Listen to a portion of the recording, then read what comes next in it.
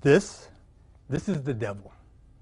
When he wakes up every day, all he thinks about is how he can sexually batter another child.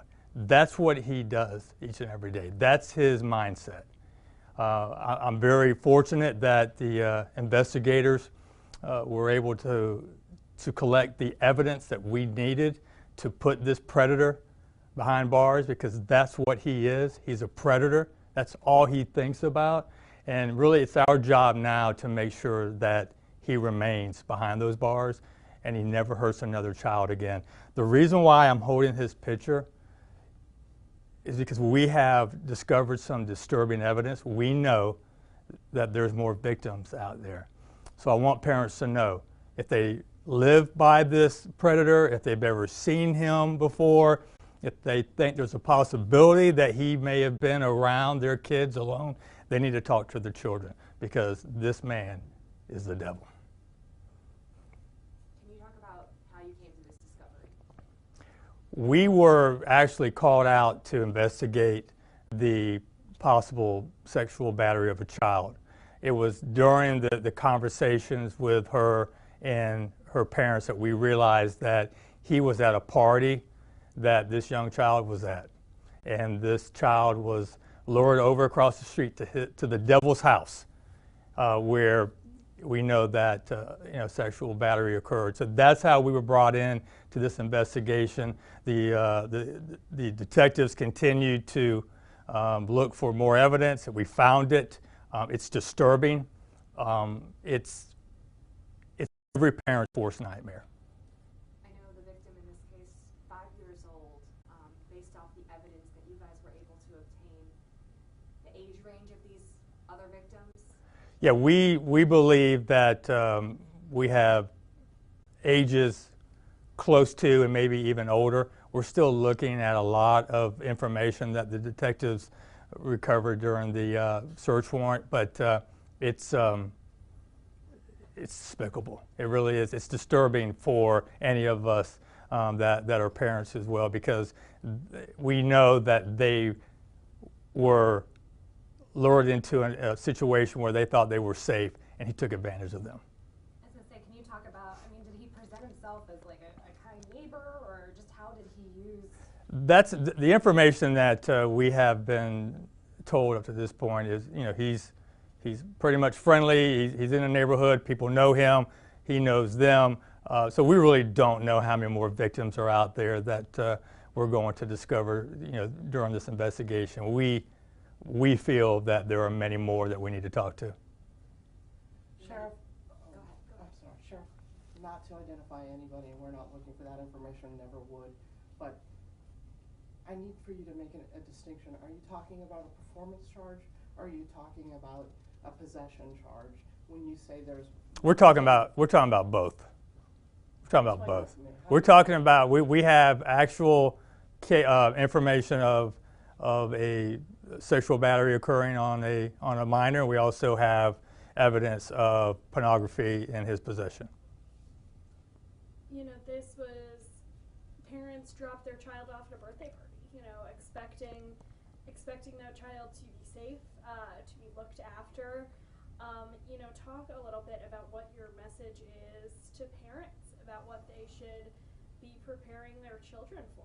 This was a 5-year-old. Well, we always talk about stranger danger. We always talk about, talking to our children about the predators that are out there, those that want to prey upon young children.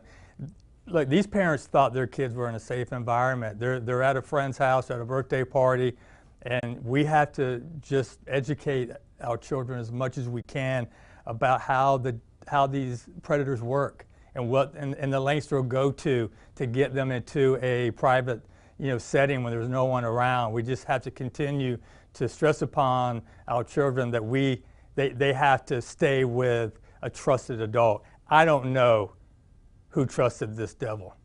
We don't know that yet. We don't know how much time he's put into really working at his craft, at trying to build relationships, but we'll find that out. What would you say to somebody who maybe is a parent that has a victim, a child that's a victim, and maybe they're scared, maybe they don't want their child to go through everything. I would just implore them to please reach out to us and let us talk to them, and let's put this man behind bars forever so he never does this again. I know this is a very traumatic situation for a young child. We get it. We've had to work, unfortunately, a lot of these cases, but we need to know who he victimized so we can make sure he never does it again. Sheriff, the relationship between the victim and this man's, The devil? the devil. Yeah. We're not sure at this point. I don't know the relationship right now. They were at a party. They were at a party, but I don't know if the victim ever knew the devil before this unfortunate and very just before this crime took place. I don't know if they had any knowledge of who he was. This neighborhood has already said some things. Yes. Tell us about their reaction and what was that like for your guys who had to explain to the neighbors and the people around of what was happening in their backyard? Well, I mean, I think that there may have been some suspicion that maybe he was up to some things in the past, but maybe couldn't be proven. That the neighborhood families wanted us to know that they were concerned of maybe some prior crimes, and that's what we're looking into now. Is he cooperating?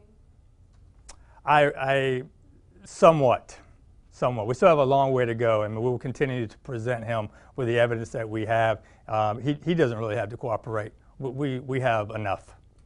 So the birthday party was Sunday, or I'm just trying to get the timeline right. Sorry, that might not be.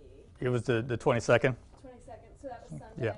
So talk a little bit about just how quick work this was to get this man off the street immediately, by your deputies. Yeah, I mean it was important that we got that first phone call. So the parents took that initiative. They listened to their child, and they called us. And because of their quick action and trusting their child, we were able to make an arrest, quite quickly. And that's very important because we saved another child. They saved another child from being sexually abused, and we can't thank them enough for helping us during this investigation. Can you tell us either through work, school, or familial relationships that whether or not this man had access to other children? I can't tell you that right now. You don't know?